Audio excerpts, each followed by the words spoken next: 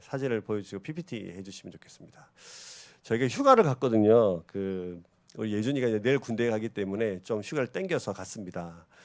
요즘 들어서 생각은 휴가를 지금 갔었어야 되는데 생각이 드는데 요즘 너무 더워가지고 그렇습니다. 그때 가서 이제 저희가 이제 경주로 휴가를 갔는데 밥을 먹고 나와서 저희가 이제 할 거 없나 기웃거리다가 이제 사격을 하게 됐습니다. 네, 지금 하준이가 사격을 하고 있고 옆에 보시면 흰색 모자 쓰신 분이 지수 사모님이십니다. 그 옆에 가느다란 분이 이제 원지호 목사님이고 사격을 막 하는 거예요. 여러분 이제 사격을 이제 저희 10명이 사격을 했는데 누가 사격을 제일 잘하는 줄 아십니까? 네, 시엘이가 제일 잘합니다. 놀랍죠? 누가 제일 못하는 줄 아세요? 네, 제가 제일 못합니다. 참 희한하죠. 제가 아무리 싸도 잘 안 맞더라고요. 가만히 보니까 근데 여러분 그 다음 PPT, 네, 우리가 사격을 하려면 어디 맞춰요? 저기 중앙에 관역에 맞추죠. 근데 관역을 맞추려면 이게 필요해요. 여러분 다음 PPT 보시면 제가 이제 막 써고 있죠. 근데 제가 지금 보면 좀 사진 좀 이상하지 않아요? 뭐가 이상하죠? 제가 오른손 잡이인데 지금 왼손으로 쏘고 있잖아요. 보이시나요? 왜 그러냐면 제가 오른쪽 눈만 감기고 왼쪽 눈이 안 감겨요.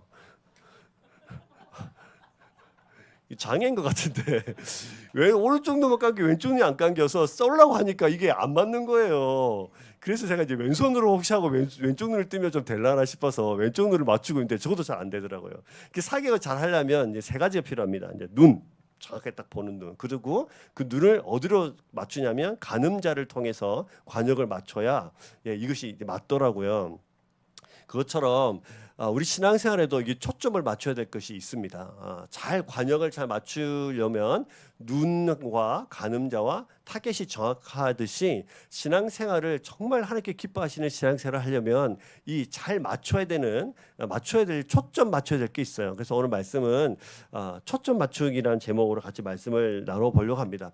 첫 번째, 우리가 하나님의 정말 사람, 믿음의 사람 되려면 첫 번째는 타이밍을 맞추셔야 됩니다. 타이밍을 맞춰야 돼요. PPT. 네, 첫 번째 뭐가 맞춰야 된다고요? 네, 타이밍을 맞춰야 됩니다. 우리가 지금까지 신앙생활을 해오면서 잘 아시겠지만 늘 우리가 제일 궁금한 것 중에 하나가 이거죠. 하나님의 때와 나의 때가 다른 겁니다. 달라도 너무 다르죠. 늘 우리는 기도하면서 하나님 지금입니다. 가 우리의 기도의 내용이고 하나님은 지금 아닌데 이게 늘 하나님의 응답이에요. 이게 참 아이러니하고 우리 속에 늘 헷갈리기도 하는 부분인데 오늘 요셉을 보시면 요셉의 모든 인생 가운데 잘 살펴보면 그의 인생이 기다림의 연속이었다는 사실을 알게 됩니다. 그가 형들에게 미움을 받아서 깊은 웅덩이에 빠졌을 때 그는 스스로 나올 수가 없었습니다. 그래서 그는 그 구덩이 안에서 뭐 했어야 됐냐면 기다렸어야 됐습니다. 어떤 기다림요? 누군가가 이 웅덩이 밖으로 끄집어내주는 기다림이 필요했던 거죠.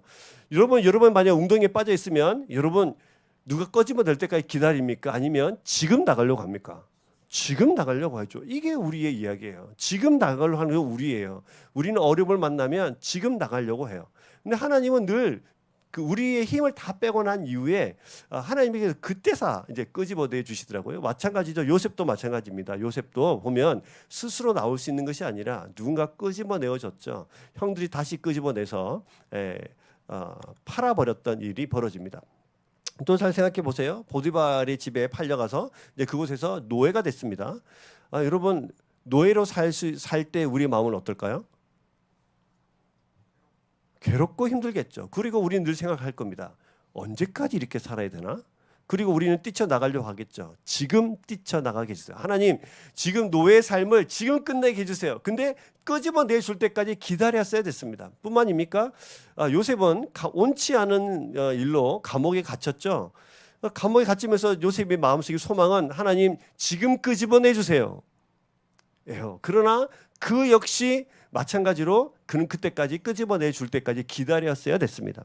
가만히 보면 요셉의 인생은 어떻게 보면 기다림의 연소이었습니다. 누군가가 끄집어내 줘야만 나올 수 있는 상황 속에 살았죠. 가족에게 팔렸고 충성했던 주인에게 버림받아서 감옥에 갔고 꿈을 해석해 준 정보 관리는 잊어먹고 요셉이 거쳐온 공간들은 자유 없는 곳에서 평생을 그렇게 살았던 것 같아요.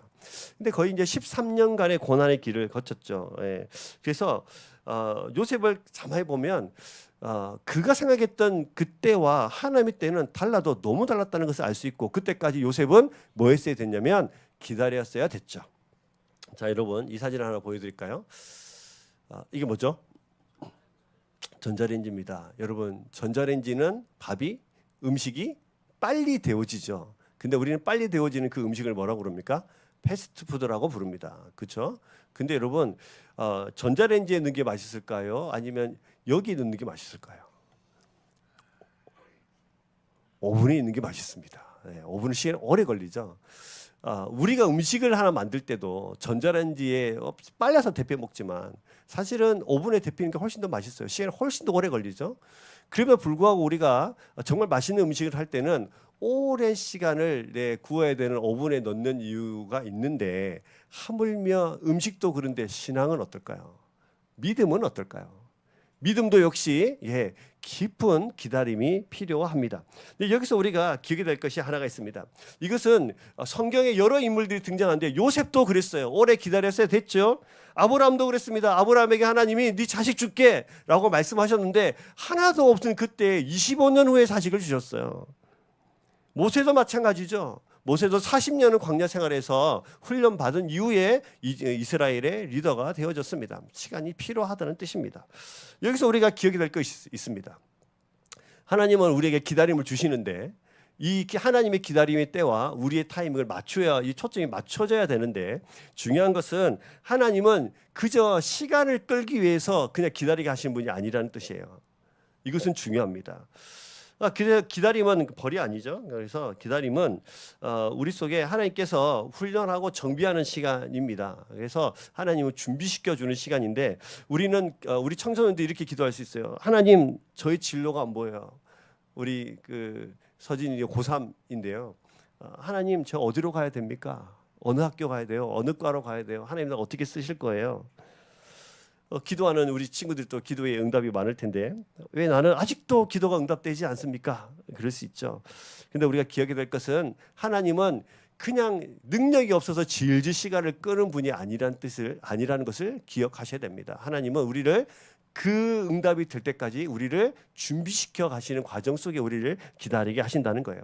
또 한 가지 우리가 기다릴 때 중요한 건 한 가지, 하나님의 타이밍과 내 타이밍이 맞춰질 때까지 중요한 건 한 가지는 여러분 우리 기다리게 하시는데 하나님은 그냥 우리를 툭 던져놓고 너 알아서 기다려라 이렇게 하신 분이 아니라 기다리게 하심에도 불구하고 하나님은 그때에도 일하신다는 거예요. 하나님 그때도 뭐 하신다고요? 일하세요. 옆에 분들 봐보세요. 저를 따라 해볼까요? 하나님이 기다리게 하실 때 하나님은 일하십니다. 네, 우리는 네 알아서 해라 이걸 있지만 하나님은 네 알아서 해라 이게 없어요. 우리는 그래서 우리가 네 알아서 해라 이것이 우리가 잘 쓰는 말이기 때문에 하나님도 그러실 거라고 오해를 하시는데 절대로 그렇지 않고 하나님은 네 알아서 해라가 없습니다. 단지 하나님께서 우리는 하나님과 타이밍과 내 타이밍을 맞출 때까지 하나님은 일하지 않는 것처럼 보일 뿐이에요. 그러나 하나님은 그때에도 뭐 하신다고요? 일하십니다. 잘 보세요. 요셉이 깊은 웅덩이에 빠졌을 때에 그리고 보디발 집에 팔려갔을 때도 성경은 하나님이 그와 함께 하셔서 그의 인생이 형통하게 되어졌다고 이야기해요. 그렇죠? 하나님은 무슨 일을 하셨냐면 그 버려지고 외롭고 쓸쓸하고 나는 왜 이런 삶을 살아가야 되나 궁금할 때 그때 하나님은 뭐 하셨어요? 함께 하셨죠. 하나님은 그렇게 일하시고 있는 거예요. 함께 하셨어요. 앞으로도 그럴 거예요. 사랑하는 여러분, 여러분들이 쓸쓸하고 외롭고 내 인생이 왜 이래 되나 하나님 왜 응답하지 않으시나 라는 그 질문이 던져질 때도 하나님은 그때도 함께 하시면서 일하시는지를 믿으시길 주의 이름 축복합니다. 뿐만 아니라 여러분 감옥에 있을 때요, 하나님께서 감옥에 있을 때 두 관원장을 보내셨죠. 두 관원장의 꿈을 꾸게 하셨죠. 그 꿈을 해석하게 하셨죠. 그 두 간원장 중 한 명이 꿈의 해석대로 나가게 하셨죠. 한 명은 처형당하고 한 명은 복직됐죠. 뿐만입니까? 지금 바로가 꿈을 꾸게 되잖아요. 7년 흉년, 7년 또 그 가뭄이 드는 그 일들을, 흉년이 드는 일들을 꿈을 꾸게 하셨잖아요. 그 일을 하나님이 하신 거예요. 그러나 또 그 꿈의 해석을 번민하게 되어지고 고민하게 되면서 이 꿈이 무슨 이야기일까라고 고민하게 될 때 아무도 이집트에서 해석할 수 있는데 아무도 없었습니다. 그런데 감옥에 있는 이 죄수가 나와서 꿈을 해석하게 되어지는, 여러분 그 일을 다 누가 하셨죠? 하나님이 하셨어요. 그러니까 하나님은 가만히 살펴보면 너 알아서 해라가 없고, 하나님은 우리를 기다리게 하시는데 그때도 하나님이 뭐 하시고 계신다고요? 일하시고 계시는 거예요. 그러니까 하나님은 구경꾼이 아닙니다. 시편 27편 14절 보면 여호와를 기다리라, 강하고 담대하라. 하박국 2장 3절에 보시면 비록 더딜지라도 기다리라, 반드시 응하리라. 이거 믿으시죠? 예, 그래서 우리는 이 기다리는 이 시간과 내 시간과 하나님의 시간을 초점을 맞출 필요가 있어요. 이것이 맞아야 돼요. 반드시 맞으셔야 돼요. 근데 이것을 맞을 때까지 하나님께서 우리를 기다리게 하시는 것이죠. 여러분, 봄이 되면 무슨 꽃이 핍니까? 벚꽃도 피고 개나리도 피고 철쭉도 피죠. 여러분, 한겨울에 철쭉 피는 거 보셨어요? 한여름에는 무슨 꽃이 피나요? 한여름에 수국, 예, 수국도 피고요. 예. 한여름에 무슨 꽃이 피는지 잘 모르겠습니다. 제가 이제 하고 싶은 말이 무슨 말이냐면, 여러분, 우리가 철 따라 꽃이 피잖아요. 근데 우리가 오늘 제가 개나리가 보고 싶다고, 왜 개나리가 보고 싶다고 왜 개나리가 안 피어? 이럴 수 있습니까? 없죠. 철을 따라 반드시 맺는 꽃이 있는 것처럼 우리의 인생도 철을 따라 그 때가 있어요. 이 때를, 하나님의 때와 내 때를 초점을 맞추어서 이것을 맞춰가는 믿음의 삶을 사실 필요가 있습니다. 사랑하는 청소년 여러분, 목사님이 여러분보다 조금 더 살아서 여러분들 해주고 싶은 말이 있는데요. 이거예요. 저는 지금도 가끔 나의 때와 하나님의 때가 잘 안 맞을 때가 있어요. 그래서 이게 안 맞으면 때를 씁니다. 하나님 지금이에요. 바로 지금이에요. 지금 해주셔야 하나님이에요. 그런데 사랑하는 청소년 여러분, 지금부터 이 훈련을 하십시오. 하나님의 때와 나의 때를 초점을 맞춰서 하나로 맞춰가는 작업을 하나님께서 여러분들을 훈련시켜 가실 텐데, 이 훈련을 잘 받아서 늘 하나님의 때까지 기다리기도 하고 하나님이 지금 응답하시기도 하고 이후에 응답하시기도 하는 이 초점 맞추시는 인생을 살아갈 수 있기를 주의 이름으로 축복합니다. 그러면 얼마나 인생이 아름답고 얼마나 인생이 기대가 되는지 몰라요.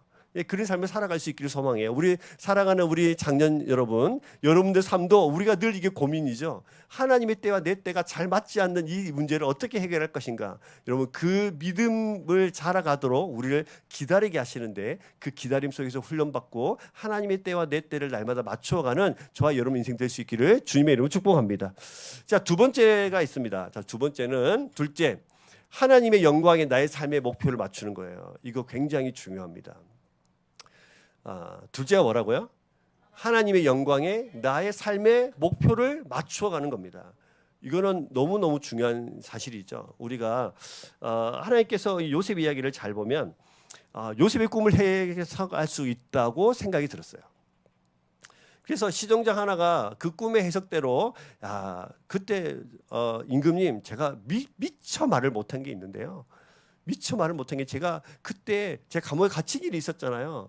근데 그때 제가 꿈을 꾸고 시종장 하나도 꿈을, 둘 다 꿈을 꿨는데 이걸 해석해 주는 히브리 청년 하나가 있었는데 제가 그걸 잊어먹었네요. 그 친구라면 꿈을 해석해 줄 수 있을 것 같아요. 자, 그러면 온 이집트에서 아무도 이 바로의 꿈을 해석할 수 없는데 딱 한 사람이 해석할 수 있답니다. 자, 그러면 우리 같으면 이제 다 씻겨가지고 깨끗한 옷 입혀서 바로 앞에 딱 세워놔요. 바로도 해석할 수 없고 아무도 해석할 수 없어요. 그럼 유일한 해답이 지금 누굽니까? 요셉이잖아요. 그러면 요셉이 바로 앞에 불려갔을 때 어떻게, 여러분들 요셉이라면 어떻게 하실 것 같아요? 그렇죠. 당당하게 어깨에 뽕을 좀 이렇게 딱 넣고, 자, 이렇게 하면서 뿜뿜하면서 보면서 일단 제가 그동안 좀 못 먹어가지고 일단 제가 해석을 할 수 있긴 한데 자 일단은 좀 그 소고기를 좀 이렇게 스테이크를 좀 가져오시고 네 회도 좀 주시고 막 이렇게 해야 돼. 그럼 다 먹고 난 뒤에 이제 해줘야 되잖아요. 그런데 이 요셉의 대답이 오늘 16절이에요. 16절에 내가 해답을 줄 수 있는 게 아닙니다. 임금님을 기뻐하시게 할 해답은 하나님이 주실 겁니다. 이 대답을 하는 거예요. 그 개혁 개정에 보면 하나님이 바로에게 편안한 대답을 주실 겁니다. 즉 그의 입술을 열어서 자신이 높아질 수 있는 그 순간에 지금 요셉은 누구를 높이고 있죠? 그 하나님을 높이고 있는 거예요. 그래서 지금 자신의 입술을 열어서 하나님이 영광 받으시는 거죠. 그래서 하나님을 높이는 거예요. 이게 우리 삶의 목표가 되어야 돼요. 이 삶이 초점이 맞아야 돼요. 우리는 늘 우리가 나의 목표가 앞에 있고 나의 목표를 위해서 하나님을 끄집어다 씁니다. 하나님 이거 지금 해주셔야 될 것 같은데요. 그러나 여러분 성경은 나를 위해서 하나님 있는 것이 아니라 하나님을 위해서 우리가 쓰임받는 사람들이 되어야 합니다. 그래서 목표를 분명히 맞추셔야 돼요. 청소년 여러분 저를 따라 해볼까요? 나의 삶의 목적은 하나님을 영화롭게 하는 것이다. 하나님께 영광 돌리는 것이다. 우리 모두 다 같이 해볼까요? 나의 인생의 목표는 하나님께 영광 돌리는 것이다. 하나님 높임을 받는 것이다. 할렐루야. 이겁니다. 그 마태복음 보면 23장 12절을 보시면 이런 말씀도 있어요. 자, 같이 읽어볼까요? 시작. 누구든지 자기를 높이는 자는 낮아지고 자기를 낮추는 자는 높아지리라. 자, 무슨 말이에요? 낮추고 하나님을 높이라는 뜻이에요. 스스로 높아지려고 하지 말라는 거예요. 우리가 스스로 높아진 본들 얼마나 높아지겠어요. 그래서 참으로 놀랍게도 이 겸손하고 하나님을 높이는 이 요셉의 인생을 하나님께서 저 밑바닥에서 노예 인생에서 그보다 더 심한 죄수로 바꾸시더니 이제는 바로 앞에 서게 되고 나중에는 이집트의 총리가 됩니다. 누가 높이신 거죠? 하나님이 높이신 거예요.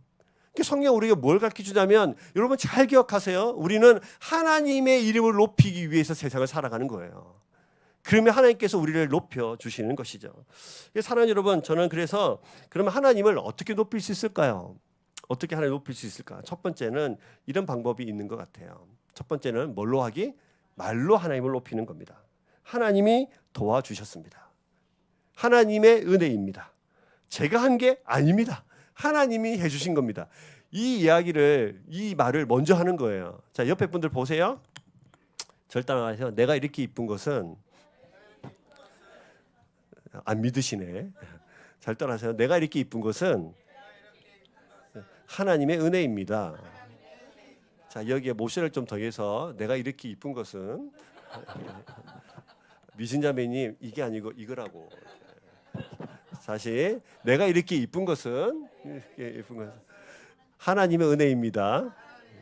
자, 우리 형제들 절 따라하세요. 내가 이렇게 잘생긴 것은 약간 우리 약간 하잖아요. 그러니까 코를 이렇게 하면서 자, 절 따라해서 내가 이렇게 잘생긴 것은 하나님의 은혜입니다. 할렐루야. 하나님의 은혜예요. 이 이야기를 입에 달고 사는 거예요. 제가 한 게 아니에요. 하나님이 하셨어요. 하나님이 하셨어요. 근데 여러분 이거 생각보다 쉽지 않습니다. 하나님이 하셨습니다. 하나님의 은혜입니다. 이 얘기가 사실 잘 안 나오거든요. 근데 이렇게 해서 하나님 이름을 높여 드린 거예요. 너 공부 되게 잘한다며 하나님이 지혜 주신 거예요. 그런 거죠. 저는 우리 그 참좋은교회 계실 때 우리 집사님 지금 앉아 계신데 참좋은교 기회에 참좋은교 있을 때 막 20몇 명 있을 때 가서 교회가 부흥을 많이 하는 거예요. 사람들이 막 묻는 겁니다. 어떻게 하면 그게 부흥됩니까? 그래서 제가 뭐라고 할게요? 뭐라고 했을 것 같습니까? 예, 그렇게 물어볼 때 뭐라고 대답해야 되냐면 하나님의 은혜입니다. 이렇게 대답을 해야 되는데 뭐라고 하냐면 제가 와보세요. 제가 방법을 가르쳐 드릴게요. 누가 잘한 거예요? 제가 잘한 거예요. 나중에 제가 얼마나 회개했는지 몰라요. 분명히 우리가 높아지면 하나님께서 우리를 낮추시게 되는데요. 사랑하는 여러분, 우리를 하나님께서 우리를 통해서 하나님이 높아질 수 있기를 주님의 이름으로 축복합니다. 말이 있어요. 두 번째는 뭐가 또 있어요? 태도가 있어요. 태도. 자, 여러분 잘 생각해 보세요. 요셉이 바로 앞에 섰는데 요셉이 하나님 하실 겁니다. 그렇게 대답을 했는데 요셉이 그동안에 13년간의 고난의 시간을 거쳐가는데요. 그 13년 동안에 요셉은 게을렀을까요? 성실하지 않았을까요? 자기 마음대로 늦잠 자고 싶을 때까지 늦잠 자고 새벽까지 게임하고 아침에 일어나서 피곤하니까 또 자고 해야 될 일 잘 안 하고 막 이렇게 그 숙제 끝까지 숙제 다 했어요. 내일 모레 학교 갈 건데 내일 학교 갈 했어요. 방학에 했어요. 그래서 방학은 숙제가 없나요? 안 했죠. 끝까지 몰아놨다가 마지막 날 오늘 저녁에 숙제 아마 할 건데 새벽까지 숙제하고 막 불성실한 삶을 살았던 게 아니에요. 그는 어디 있든지 간에 감옥에 있든지 보디발의 집에 있든지 어디 있든 간에 자기에게 주어진 역할을 성실하고 겸손하게 정직하게 그 일을 감당했어요.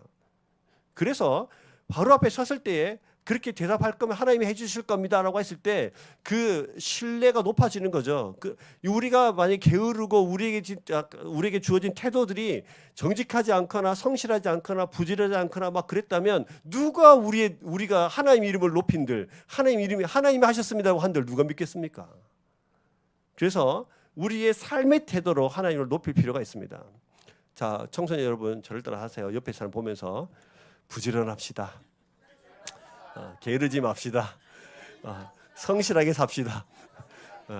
게임 좀 그만하고 그죠? 게임 좀 그만하고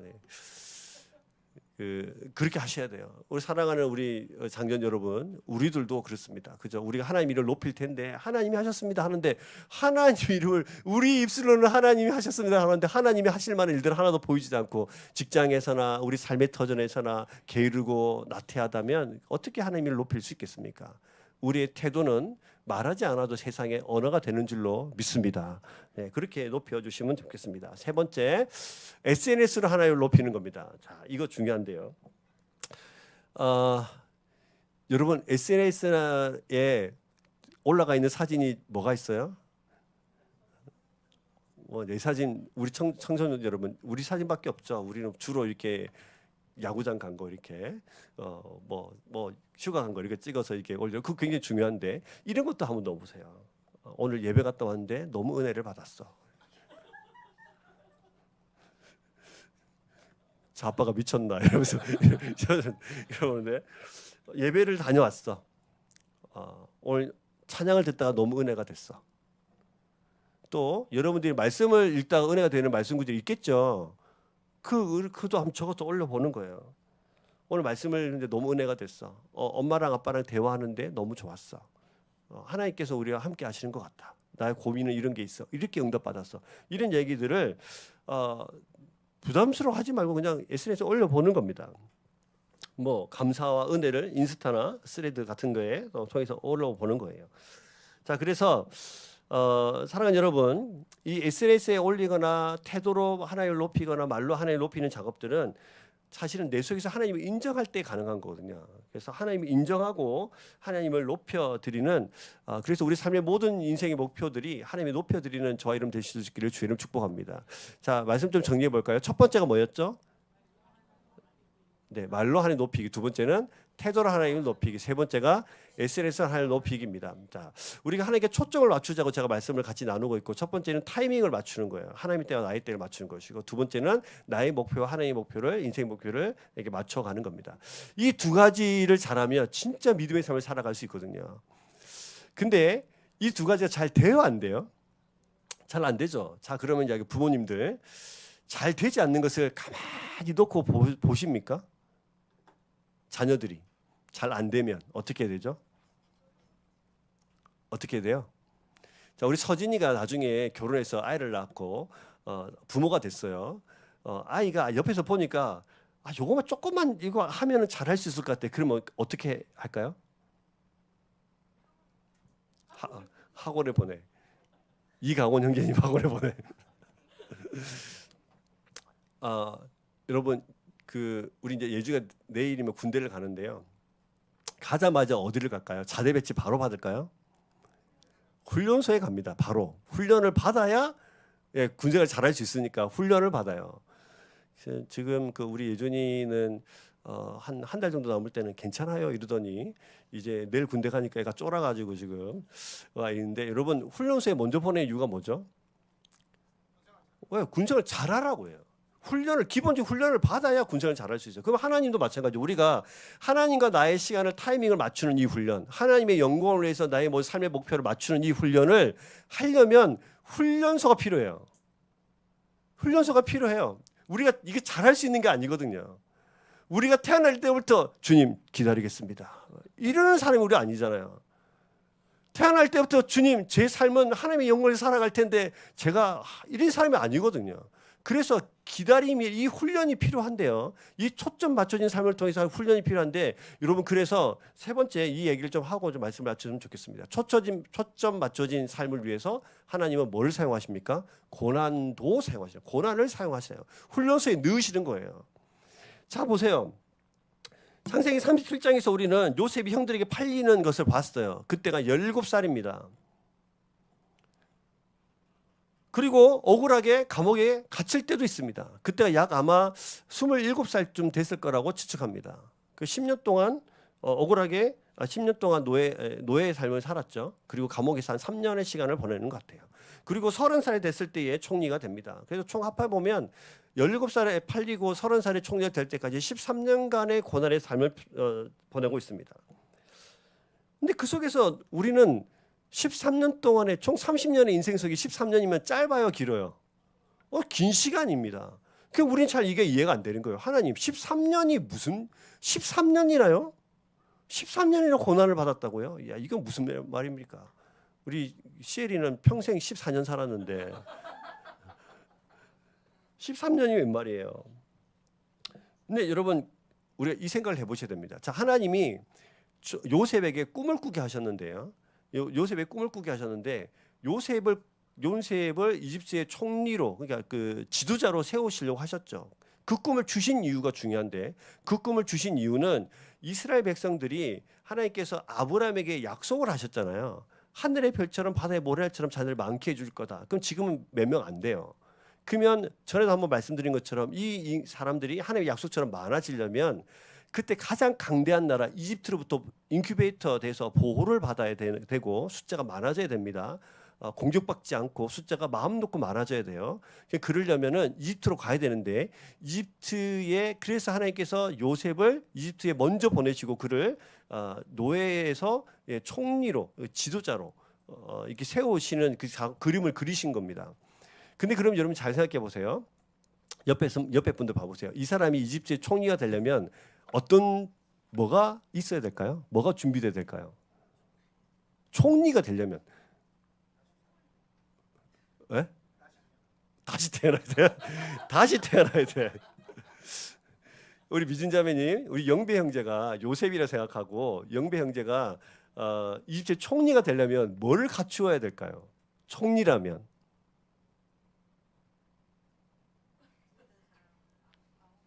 모든 사람을 알아올 수 있는 넓은 마음도 필요하고, 지식도 필요하고. 서영아, 뭐가 필요할 것 같아요? 총리가 되려면 이런 사람이 총리가 돼야 되잖아, 뭐 이런 거. 그럼 뭐가 필요하지? 재력. 재력도 필요하고. 그렇죠? 소유라, 뭐가 필요할 것 같아요? 힘. 예준이는 뭐가 필요할 것 같아요? 머리? 지식? 지혜 필요하죠. 자, 여러분 아무나 총리가 하는 게 아니잖아요. 그때 당시 가장 강대한 나라의 총리 2인자인데요. 아무나 되는 게 아니죠. 뭐가 필요할까요? 판단력도 필요하겠죠. 정세에 있는 눈도 필요하겠죠. 그렇죠? 지혜도 필요하겠죠. 사람들에 대해서 잘 알아야 될 거잖아요. 그렇죠? 사람 아우르는 마음도 필요할 거예요. 이것을 다 훈련받는 거예요. 자, 도표를 보여드릴게요. 이래 하나님 훈련시켜 가십니다. 자, 1교시. 형들, 장소는 어디예요? 웅덩이 빠졌습니다. 세상에 믿을 놈 하나 없네. 세상이 이렇게 매정한가? 그 사람에 대해서 공부하게 된 겁니다. 내가 아무리 믿어도 나를 배신하는 사람이 있구나 라는 생각들을 하게 됐을 거예요. 슬프고 외로웠겠죠. 슬픔도 배웠을 것이고 외로움도 배웠을 것이요. 두 번째 시간에 교사는 누굽니까? 보디발과 그의 아내. 장소는 보디발의 집. 그곳에서 자기는 노예의 삶을 살아가는 거예요. 겸손하고 겸손할 수밖에 없죠. 그 다음에 판단력. 그리고 그때도 가정의 총무였기 때문에 가정 전체를 살펴볼 수 있는 눈도 훈련받았습니다. 리더십도 훈련받았죠.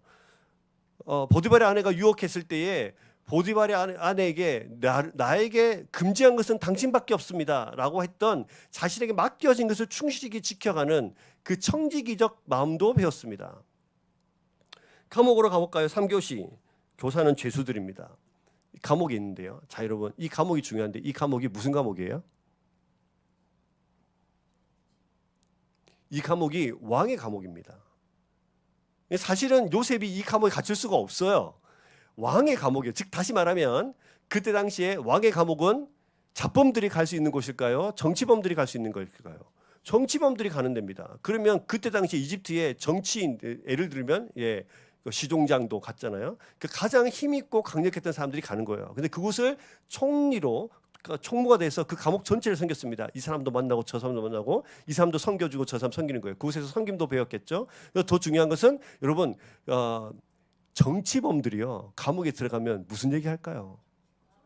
나라 이야기 하죠. 정치 얘기 하겠죠. 그렇죠? 주변 나라 정세 이야기 하겠죠. 그러면 요셉은 그 감옥에서 이 사람 저 사람 정치인들 만나서 뭘 배웠어요? 주변 나라들을 파악하고 정세를 배웠습니다. 겸손도 배웠죠. 섬김도 배웠죠.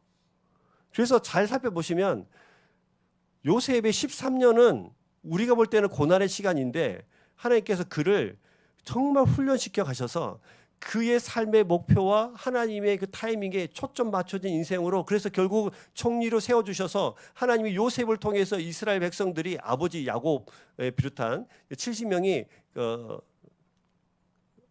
이집트 땅으로 내려오게 되고 나중에 이 사람들이 숫자가 많아져서 장정만 60만 명으로 불어나고 그래서 한 200만 명에서 많게는 300만 명 정도 돼서 나중에 출애굽을 하게 되어지는 일들이 벌어지죠.